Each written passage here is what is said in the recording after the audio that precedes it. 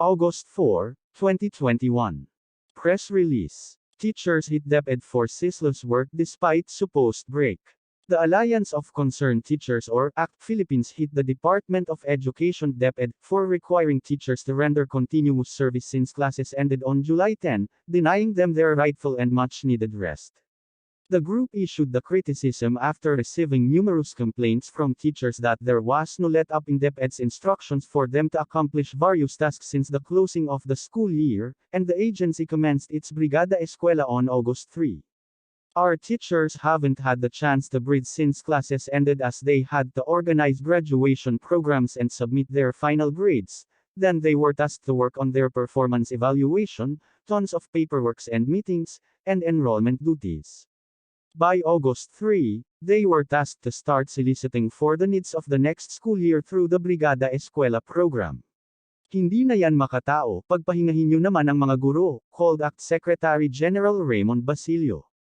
Basilio pointed out that Deped is forcing teachers to overtime work yet again when it has not even compensated 3 months of teachers' overtime rendered in the recently closed school year.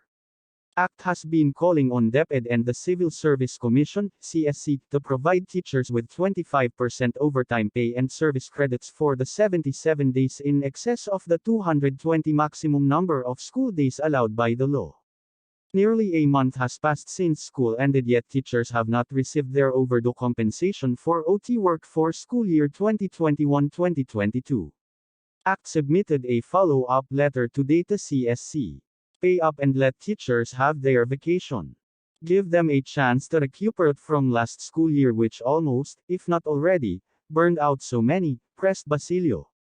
Basilio also hit the new push for teachers to solicit from parents and the private sector the needs for the upcoming school year through the Brigada Eskwela, such as reams of paper, ink, health supplies, and the like. ACT has long criticized the Brigada Eskwela for passing on to teachers, parents, private stakeholders, and LGUs the responsibilities of the national government to provide the needs of education. It's almost insulting to force us and other stakeholders to engage in another bayanihan for education continuity when the very government mandated to provide the needs of the sector abandoned its duties.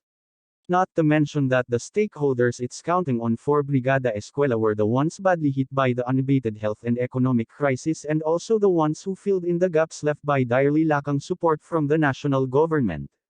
Mahiya naman kayo. Kung kami-kami na naman ang magtataguyod ng edukasyon, para saan pa ang gobyernong to? Lambasted Basilio. He argued that with the effects of the pandemic and worsening economic situation, the national government should increase support for essential services not further the difficulties faced by people on the ground. Yan ang saysay ng gobyerno, hindi ba? Ang magbigay ng serbisyo sa mamamayan, pangalagaan ang kanilang kapakanan at karapatan, higit lalo sa panahon ng krisis. Kikahos na ang mamamayan dahil puro palpak ang gobyernong ito. They cannot in good conscience ask stakeholders to shell out more when they can hardly survive this crisis. We call on the Duterte admin to do its job and Deped should demand the same, instead of slave driving its beaten down frontliners, concluded Basilio.